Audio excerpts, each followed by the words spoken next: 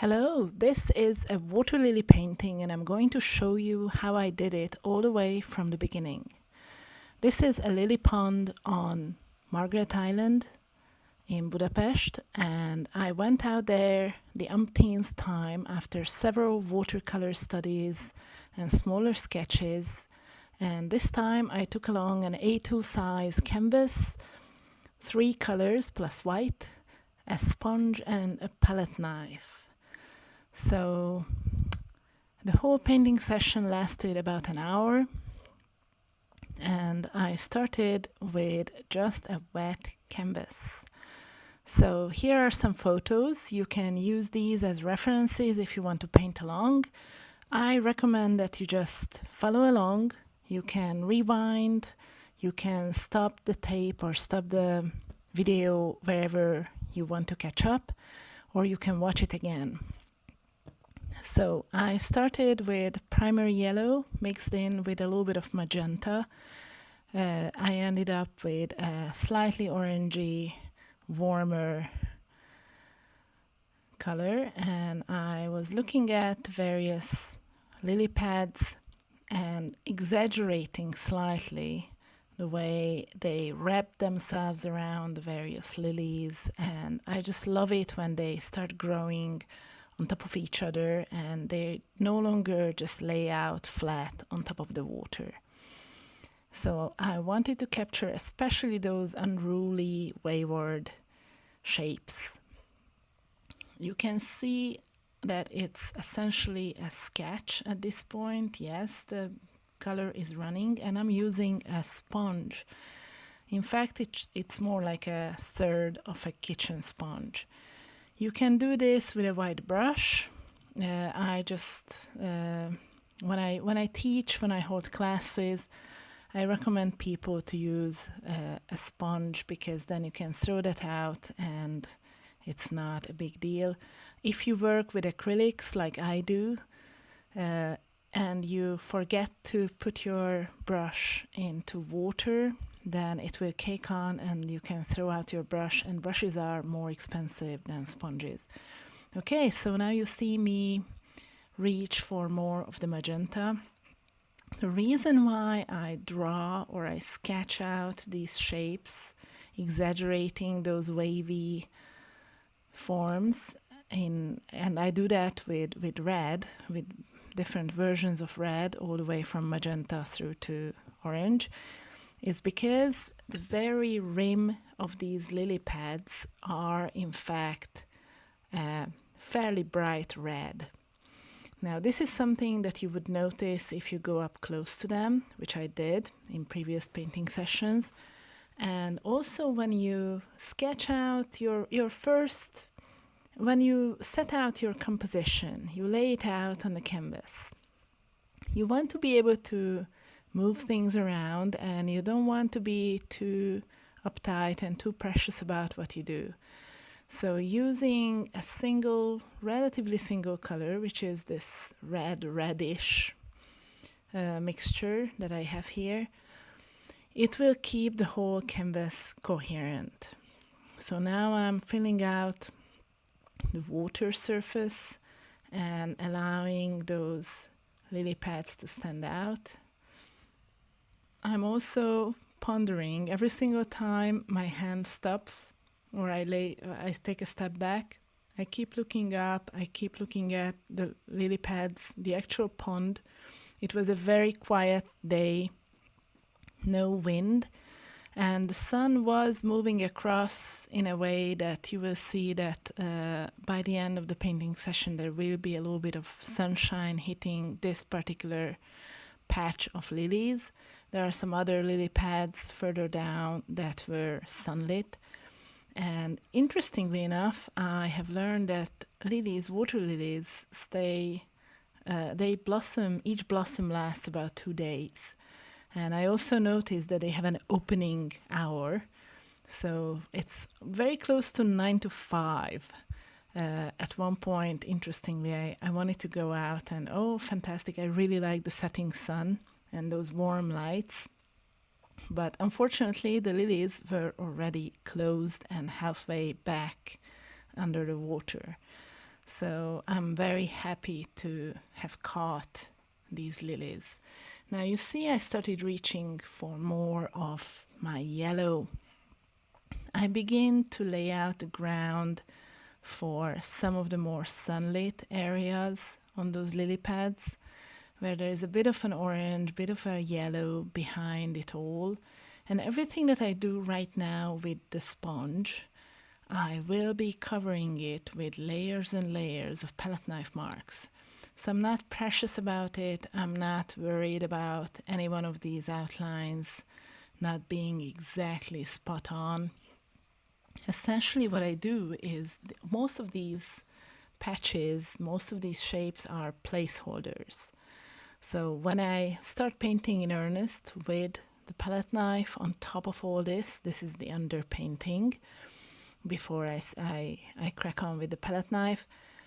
But I will have everything in place and I no longer have to ponder the composition itself. It will be trouble enough to balance all the colors, decide on the outlines, where do I need more of a contour, or where do I want some of these colors, some of these shapes to run into each other.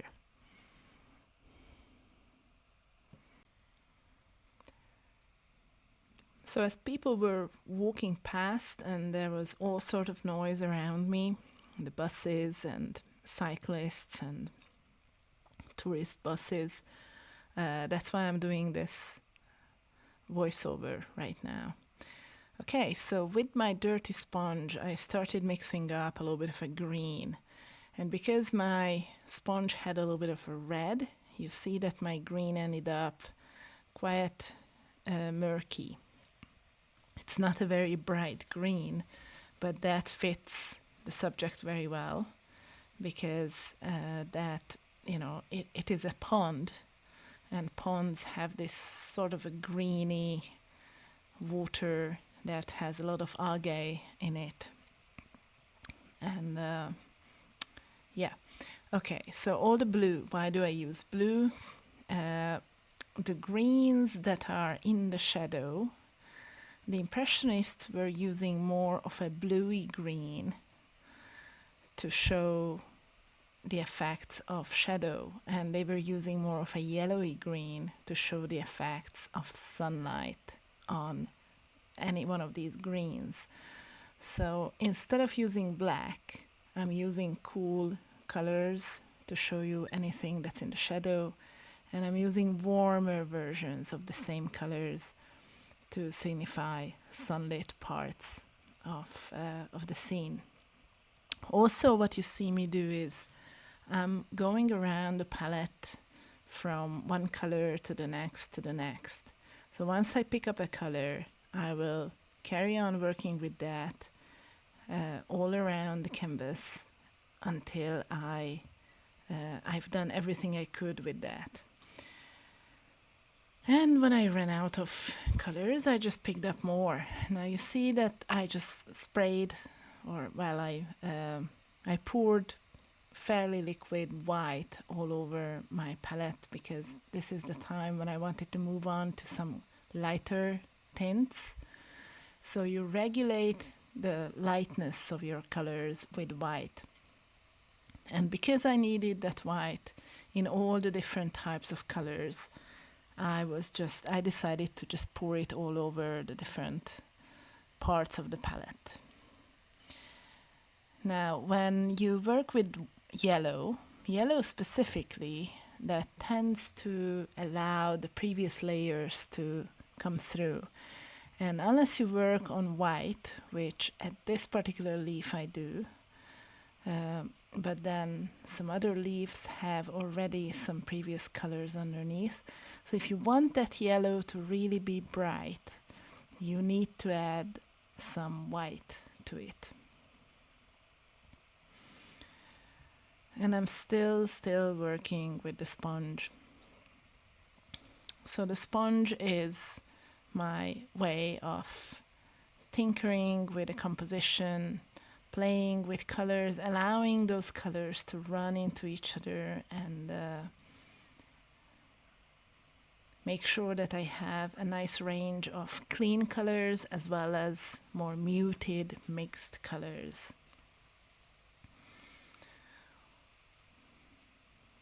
Oh yeah, there's the duck. And there were some koi fish at my feet as well. And just absolutely lovely the way, when you go and paint on plein air, when you paint something from life, I highly recommend that you go there more than once and don't just dive in with your paints, but go ahead, study that subject, do some watercolors if you can. They can be small, they can be large. Ideally, you do several studies before you start painting with knife, or you start painting in earnest on a canvas. So what I'm doing here is getting the full range of greens onto the canvas. When I say green, that means everything from yellow, green, green, turquoisey green, and all the way to blue, and even this light blue, which is essentially the sky getting reflected from that waxy surface of the lily pads. Because I'm not interested in a meticulously photorealistic artwork, I want to capture the feeling and exaggerate a little bit some of those quirky patterns that these lily pads created on the water. I'm not working with fine brushes, and I do allow some crazy colors to come through. So you see that these initial red sketches are still peeking through, and I will probably come back over the same painting with some acrylic inks, or maybe a second or a third layer of palette knife marks. But for now, I did the blues, and then I'm moving on to some of these violets. And when I work with the violet, I add a little bit of white, so I have this light lilac-y colors as well. And I look at where else it needs to be added, where else it would complement, it would create the right effect. So you have to step back, you have to look at your artwork occasionally and come back to it, see if there is any area that you left out. Now I go back with the red. Well, it's actually a magenta, because I lost those edges and I wanted to bring them back. And then when I have the blue and the magenta on the sponge, of course, they will create this dark purpley aubergine color, which is my shadow. Then there are some of those reflections underneath the flowers. So there's the main flower in like the top left center of the canvas, and there's a smaller one that's more of a bud on the bottom lower left edge. So I'm almost done with the sponge here. A little bit of the contours, a little bit more of the contrasts, because everything that I do now, it will require some overpainting. When you do your studies, when you do your sketches, you are experimenting with the various colors that you see in nature. So you need those studies and sketches and watercolors in order to decide on the initial 3 colors that you want to work with. And you also have some fun with the shapes. You sort of get bored with things when you feel like, oh, that's boring. That's essentially a sign that you have discovered, you have studied your subject sufficiently. Now you see that everything slows down. As you carry on working, it keeps getting slower and slower because there is more and more stuff on your canvas, and you need to consider that every new stroke that you add is going to be modifying the dynamics that are already on your canvas. So again, I had to replenish my yellow, my red, and I think my blue as well.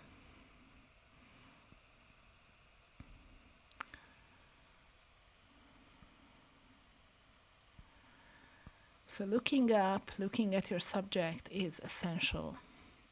And that's the point. That's the whole point of painting outdoors, painting on plein air. It's how you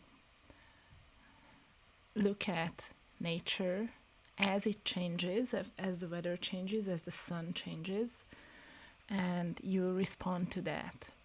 Now, you just saw me mix some paints, and I want to call your attention to how you don't just paint with the one blob of color, but when that particular mixture is not exactly what you are after, you take a bit of that and use a new area on your palette to mix the correct type of color. So don't keep, I see my students do this often, that they just keep modifying the one big blob of paint, and then you end up with a huge blob of the wrong color that just overtakes your whole space there. Don't do that. Just take a little bit of a paint and then modify it little by little. Don't modify it with a big blob. Do it with smaller amounts. So you see here, I picked up the palette knife. I started working with that. That was the reason why I had to replenish all the colors. When you pick up your knife, you start working with a lot more paint. So you will be reaching back for your mixture, and you run out of that very quickly. You have to mix a new batch, and that new batch will likely be slightly different from your original one, which is fine. There are ways and ways of mixing that and making sure that you integrate every new color with your existing ones. Now that's the beginning of some of the greens.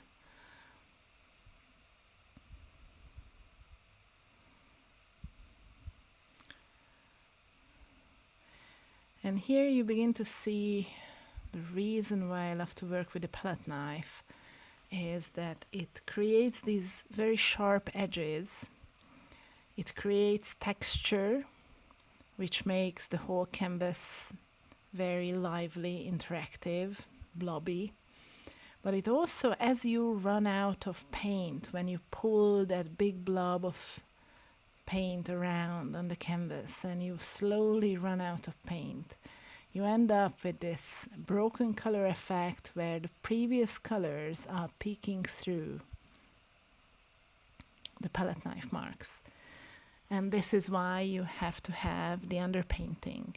So if I started to paint straight onto the white canvas with the palette knife, I would have all these broken patches everywhere where there's no thick, pasty, impasto layer of color. I would have the white canvas peeking through. But this way, I actually have the underpainting peeking through, which is modifying. It sort of has a bit of a conversation with whatever color I lay on top. If you add a color that is very much the same, like you have a green underpainting and you paint on top of that with a palette knife with a similar green, then that will just add a bit of a variety. But if you paint over blue with a green palette knife mark, or with blue palette knife mark on top of greens, like I'm doing it here, then the contrast between the two colors will make a very different story. I do the same thing that I did with the sponge. So there is a methodology that I stick to, which is using one color at a time. That simplifies the whole process for me, because then I know that I only need to pay attention to how the particular blue that I'm working with, where else is it needed, where else would it look great. I know that blue is complementary to orange, and I have a few of these lily pads sketched out in an almost orange color. So I work from color to color. And now I mixed up a light lilac, so I modify some of those blues, some of those greens, adding a bit of a cooler color that will give you the impression of something being in the shadow.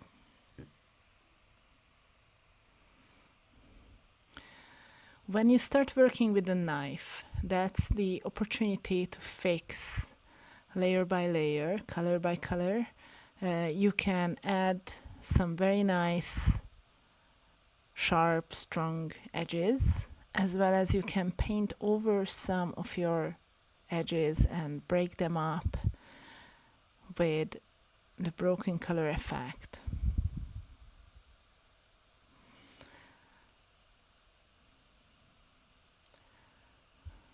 So I picked up now the full blast strong magenta that I'm working with, and I started adding it where it makes sense. Just exaggerating the existing reds in nature that people would just walk past. You think a lily pad is green and the flowers are pink or yellow or white, but in fact, many of those leaves start out like earlier when they are very young, small. They have a more of a rusty color, and the very edge is quite red. And then, of course, the center of the lily pad petals is quite a strong magenta. So I'm adding that, and quite likely the end result of this painting session will require a bit more tinkering back in the studio. Now, when do you know that you are done? When you start asking yourself the question of what else do I need to add now? What else have I missed? What other color do I need? Is it okay? Is it not okay? That's the point where I would recommend that you just stop painting. It doesn't necessarily mean that you are finished with your artwork, but it does mean that your mind is too tired to make decisions. So if you get to that point, just set your canvas aside and don't paint things just because you still have a bit more paint on your palette or just because you still have a bit more time to paint. If your brain is tired, if you can't make design decisions, then just walk away from it or take a little bit of a break, and you don't need to carry on the work. So only work when you are having fun and when you know what you want to do and why.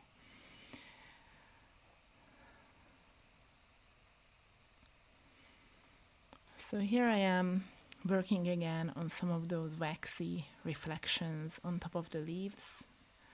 Many of those leaves were either slightly wet or just simply reflecting the sky above. And as I work, it is quite a hot day. Most of these colors dry quite quickly, so the underpainting by now is completely dry. Some of those more thick palette knife marks are still soft and malleable, and I can spread them around. I can reach back for some of those colors and put them somewhere else on a canvas. but it is a wonderful. I really like to make sure that there is a good balance of high key, very strong, bold, clean colors, as well as colors that have mixed with previous layers that are still wet, that have not completely dried. So I like that mixture. I'm adding now a little bit of a lighter color as the water was reflecting the sky above, but I still allow those pink layers, that pink underpainting, the wash, that initial wash. I allow that to come through. What those first layers do is they act like a tray for an afternoon tea. It just holds everything together. So that initial wash that you start working with is your determining factor for the overall mood of the canvas. Every other color that you place on top, it is going to interact with that initial wash. So the greens will be, they will recognize that light pink wash, as well as the stronger red contours as their complementary color. They will have a bit of a fight with them, which means simply that they emphasize each other. So anything that's green, if you want that to be more visibly green, then you just need to make sure that you have a bit of a red around. Somehow, somewhere, find an excuse to add red to it. Then you can cover that initial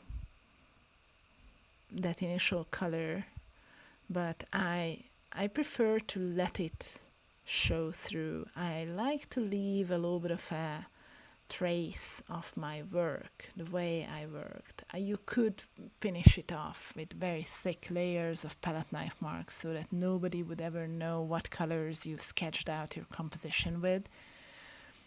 But in this case, I allow some of these reds to stay on the canvas, to show through and interact with subsequent layers. So I'm almost done with this bluey layer. I'm moving on from the light blue to some medium blues. And keep looking around where else I can add, where else would it make sense. The particular lily pad patch that I'm painting, it was mostly in the shadow, and I had some of those leaves in the sunlight much later as well as much earlier. So there was just a tree basically casting a shadow across the pond.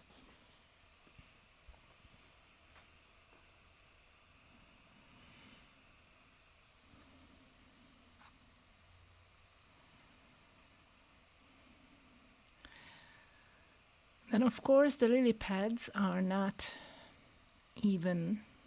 They actually have these sections. And I wanted to add some of those patterns onto the lily pads. To prevent it from looking like St. Catherine's wheel, or to overdo it, because you can really overdo lily pads by emphasizing every single one of these lines, overemphasizing. I'm adding a few of these sections or spokes and not all of them. So I add them where those lines actually lead to the center of the canvas and not away from the canvas. So here it is. You can just tap it down, or you can pull it over, or you can paint that area of, between the two spokes. And don't worry about your palette knife running out of paint. that you don't add the entire spoke from one end to the other. The whole point of working with a palette knife is to create this very broken, patchy picture that in the end the viewer has to put together. So you are painting a puzzle for the viewer. You don't spoon feed every single detail. And what you saw me do here is you can twist your palette knife around, you can turn it around, you can pull it up, you can pull it to the side, you can twirl it. There are so many ways of creating a mark with a palette knife. It is something that you will get used to, and if you are ever pondering whether this is going to be the right way of creating a certain pattern, let's say a leaf or a petal, then you can just have a piece of spare sheet of paper nearby and practice on that instead of going straight on to your half painted, half done painting. So if you are worried about messing it up, you can make a mess separately. You can just practice and figure out ways and ways of working with a knife and creating the pattern that you're after. Usually there is more than one way of getting it right. And what I love to do with the knife is to do something that is more of a suggestion or only half done and not necessarily perfect. In fact, I much prefer something that's wonky rather than the exact perfect drawing or painting that doesn't require any imagination from the viewer to put it together. Now at this point I'm picking up color that has not caked on, some of this light blue, and I'm adding it elsewhere where I missed it.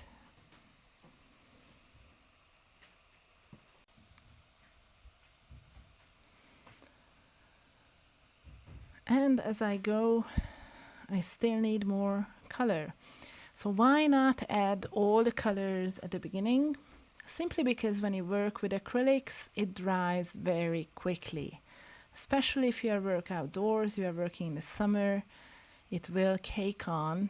It will cake onto your palette, and also it will take up so much space that you will not have enough empty space on your palette to mix the right color. So at this point I only need orange and red and basically yellow and my magenta for mixing the right colors. I wanted to add a little bit of the yellow, and it's not really yellow, it's the sunlit green that I want to emphasize. When you paint green, you don't have to use just green. The Impressionists very often used colors that were next to each other, close enough on the color wheel for you to, basically your eyes mix it up if you look at it from a distance. And also if you give the viewer enough hints of what is it that they're looking at, they will understand even a yellow that's actually a sunlit green. They will understand a blue that's a green that's in the shadow.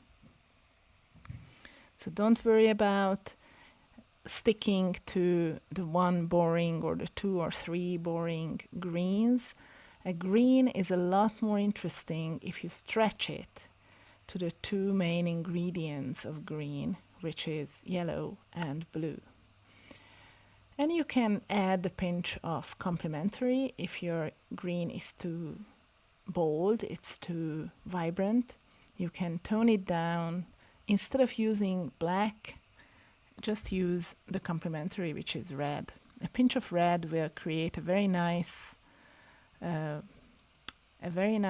broken, muddy, low-key green. But here I am just making sure that there is sunshine. There's enough sunny patches on these lily pads and the leaves.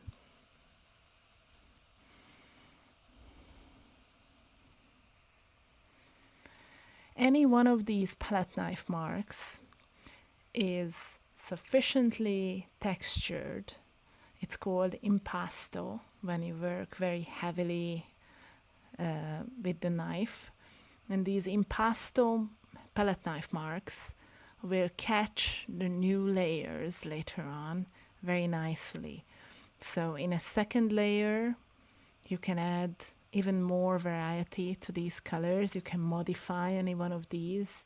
So again, it's not a life sentence. You don't have to live with these colors. If you go home and you decide, oh no, this is too yellow, too green, too whatever, you can add the next layer right on top of this, and it will create a beautiful, rugged, patchy, broken color effect that is very similar to how the Impressionists were working with their colors. They made sure that it optically mixes, and whatever colors are next to each other, they will create an effect that is a lot more interesting than having the one single green. So just make sure that if you paint anything that's green, don't work with a Lego green. Try to break that up, add the odd orange like I'm doing it here, add the bold full blast yellows, add all the way even to red easily, and then you can paint on top of that in a second layer if you need to. So don't worry about getting the greens exactly boring. I see a lot of people desperately trying to get the color looking the way it looked like in nature. Now there is one massive issue with that, and that is that in the end you are stuck on a canvas that has 4 sides. It's a lot smaller than reality, which is your inspiration, and that surround effect that you have when you are looking at your original inspiration is not there for the viewer when they look at your artwork. So what you must do to create the same feeling, the same impression, the same experience in the viewer, you must overcome the limitations of showing them something that's in 2 dimensions on a much, much smaller canvas than the surround effect of actually being there and standing right next to a lily pond like here. So you can do that, you can overcome that limitation by exaggerating shapes, pulling people in with colors that are complementary, exaggerating some of the colors, tearing apart your green into its original blues and yellows, and making sure that you have a range of those. You have all the light colors, the lighter tints, the darker tones, and some of them are vibrant, some of them are more muted. You will have some shapes that are exactly matched, or you just start adding some patterns and then you don't finish them. You allow the viewer, you invite the viewer in a way to finish your artwork. You start certain patterns and then they have to make it up, they have to make sense of it. And that makes an Impressionist artwork a lot more interesting than the tedious, over-fiddled, desperately painted type. So at least that's my methodology and that's my take on it. I have to say I quite enjoyed this painting session, and I look forward to going back with another canvas and doing a different section, a different type of flower on the other side of this lily pond.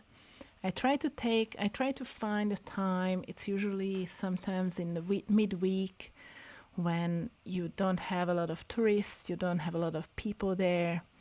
On the weekends, it's packed, so absolutely packed. There is no way to paint. People, even though it's not allowed to go around there with a bike, but still people go in there, and it's just not comfortable. But so I usually look at and go and visit a place before I set out on a painting session such as this. I have to know where I'm going. I have to know what I want to paint. I have to know what colors, what effects, what are the ranges of lights and shadows, and what it looks like in sunshine on a warm day, what it looks like on a windy day. On a windy day, you wouldn't have a calm surface of the water, for example. And on a cold day, or on a rainy day, it would have very different effects. Again, it can be done, but you just have to prepare differently. It's a good idea to really experiment and go and study and look at the whole scenery several times. Try it out. Try painting it with watercolors or pastels, or just do a quick study in pen and ink. That's fine. Just make sure you practice, you don't put any pressure on yourself to perform, and you don't, at least I don't paint. I don't start on a canvas unless I really know what I'm after.